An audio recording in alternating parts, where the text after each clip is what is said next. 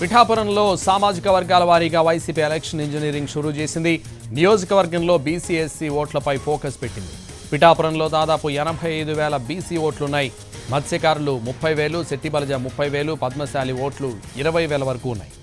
కాపుల ఓట్లు దాదాపు 95,000, ఎస్సీ ఓట్లు 30,000 ఉన్నాయి. ఇక నియోజకవర్గంలో మొత్తం 2,30,000 ఓట్లున్నాయని లెక్కలేసింది వైసీపీ. బీసీ ఎస్సీ ఓట్లు టార్గెట్గా అధికార పార్టీ స్ట్రాటజీ అమలుకు సన్నాహాలు చేస్తోంది. పవన్ను ఎదుర్కోవడానికి ఈ ఫార్ములా వర్కౌట్ అవుతుందని లెక్కలు వేస్తోంది అధికార పార్టీ. ఆ రెండు సామాజిక వర్గాలలో మెజారిటీ ఓట్లు తమ వైపు ఉంటే గెలుపు ఈజీ అవుతుందని భావిస్తోంది. ఇక నిన్న ఉప్పాడ, కొత్తపల్లిలో మత్స్యకారులతో ప్రత్యేక సమావేశం నిర్వహించారు మంత్రి దాడిశెట్టి రాజా. గొల్లప్రోలు, ఉప్పాడ, కొత్తపల్లి మండలాలపై ప్రత్యేక దృష్టి పెట్టింది వైసీపీ. చేనేత మగ్గం పనులు చేసే పద్మశాలీలు తమ ప్రభుత్వంలో చేకూరిన లబ్ధి వివరించేలా ప్రత్యేక కార్యక్రమాలు చేపట్టనుంది. ఇదే విషయానికి సంబంధించి మరింత సమాచారం మా ప్రతినిధి సాయి సుధీర్ లైవ్లో అందిస్తారు. సుధీర్, పిఠాపురం అసెంబ్లీ సెగ్మెంట్పై వైసీపీ ప్రత్యేకంగా ఫోకస్ పెట్టింది. రానున్న సార్వత్రిక ఎన్నికల్లో జనసేన అధినేత పవన్ కళ్యాణ్ పిఠాపురం నుంచి పోటీ చేస్తారని ఇప్పటికే క్లారిటీ ఇచ్చారు. దానికి తగ్గట్లుగానే వైసీపీ సామాజిక వర్గాలు సమీకరణాల ఆధారంగా సోషల్ ఇంజనీరింగ్ చేస్తుంది. కులాల ఆధారంగా అంటే ప్రస్తుతానికైతే పిఠాపురం నియోజకవర్గంలో మొత్తం 2,30,000 ఓట్లు ఉన్నాయి. అందులో కాపుల ఓట్లు దాదాపు 95,000 ఓట్లు ఉంటే అంటే మిగతా బీసీ ఎస్సీ ఓట్లు కలిపితే ఏ విధంగా ఉంటుంది? ఆ రెండు ఓట్లు సాలిడ్గా వైసీపీ వైపు తిప్పుకోవాలంటే ఎటువంటి స్ట్రాటజీతో ముందుకెళ్లాలని ఇటు అధికార పార్టీ లెక్కలు వేస్తుంది. దానికి తగ్గట్లుగానే ప్రస్తుతానికైతే పిఠాపురం నియోజకవర్గంలో ఎలక్షన్ ఇంజనీరింగ్ అనేది స్టార్ట్ చేసింది. కాపు ఓట్లు మొత్తం 95,000 ఓట్లు ఉండగా కాపు ఓట్లు తమకు పడే ఓట్లు ఎలాగో పడతాయి కాబట్టి ఇటు బీసీ ఎస్సీ ఓట్లు సాలిడ్గా తమ వైపు తిప్పుకోవాలంటే ఎటువంటి స్ట్రాటజీతో ముందుకు వెళ్ళాలని వైసీపీ వ్యూహాత్మకంగా వ్యవహరిస్తుంది. పవన్ కళ్యాణ్ ఎదుర్కోవాలంటే ఖచ్చితంగా ఎస్సీ కావచ్చు, బీసీ రెండు సామాజిక వర్గాల ఓట్లు సాలిడ్గా తమ వైపు పడితే కనుక ఖచ్చితంగా విజయం ఈజీ అవుతుందని కూడా అధికార పార్టీ లెక్కలు వేస్తుంది. బీసీ ఓట్లు దాదాపు 85,000 ఓట్లు పిఠాపురం నియోజకవర్గంలో ఉంటే అందులో పద్మశాలి ఓట్లు 20,000, అదేవిధంగా శెట్టిబల్జీ ఓట్లు 30,000, ఫిషర్మ్యాన్ ఉప్పాడ కొత్తపల్లి మండలంలో ఫిషర్మ్యాన్ కమ్యూనిటీకి సంబంధించి ఓట్లు చాలా కీలకంగా ఉన్నాయి.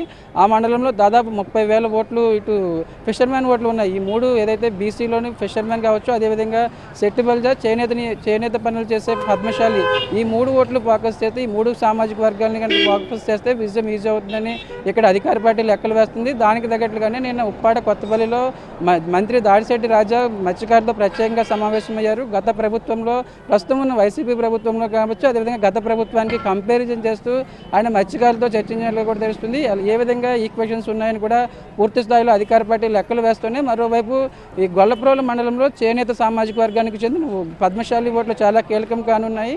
ఆ సామాజిక వర్గంలో ఈ ప్రభుత్వంలో ఎటువంటి పథకాలు అందాయి, వారికి ఏ విధంగా బెనిఫిట్ పొందిందని కూడా పూర్తి స్థాయిలో చేనేత సామాజిక వర్గానికి చెందిన ఈ పద్మశాలి ఓట్లు ఎవరైతే ఉన్నాయో వాళ్ళ సంఘాల వారీగా, కమ్యూనిటీ వారీగా, అదేవిధంగా వాళ్ళతో మీటింగ్లు ఏర్పాటు చేసి ఈ ప్రభుత్వంలో వారికి ఎటువంటి బెనిఫిట్ పొందిందని కూడా పూర్తి స్థాయిలో వారికి వివరించడానికి వైసీపీ దానికి తగ్గట్టుగా లెక్కలు వేస్తుంది. మరోవైపు ఏదైతే శెట్టిబల్జీ ఓట్లు కూడా తమ వైపు పూర్తిగా టర్న్ చేసుకుంటే వైసీపీలో ఆ సామాజిక వర్గానికి చెందిన కీలక నేతలతో నియోజకవర్గంలో సమావేశాలు, సభలు పెట్టించడం ద్వారా శెట్టిబల్జీలకు తమ ప్రభుత్వం ఏం చేస్తుందని కూడా పూర్తి స్థాయిలో వారికి వివరించడం ద్వారా ఎక్కువగా బీసీ ఓట్లు తమ వైపు తిప్పుకుంటే సాలిడ్గా బీసీ ఓట్లలో మెజార్టీ ఓట్లు తమకు కానీ పడితే ఈజీ అవుతుందని వైసీపీ లెక్కలు వేస్తుంది. మరోవైపు నియోజకవర్గంలో ఎస్సీ ఓట్లు కూడా చాలా కీలకంగా ఉన్నాయి, డిసైడింగ్ ఫ్యాక్టర్గా ఉన్నాయి. కాబట్టి ఎస్సీ ఓట్లు దాదాపు 30,000కి పైగానే ఉన్నాయి. ఆ ఓట్లన్నీ కూడా మ్యాక్సిమం ఓట్లన్నీ కూడా తమ వైపు తిప్పుకుంటే ఈజీ అవుతుందని పిఠాపురం నియోజకవర్గంలో పవన్ని ఎదుర్కోవడానికి, అదేవిధంగా పవన్ కళ్యాణ్ని కట్టడి చేయడానికి తమకు చాలా ఈజీగా వర్కౌట్ ఉందని వైసీపీ స్ట్రాటజీ అమలు చేస్తుంది.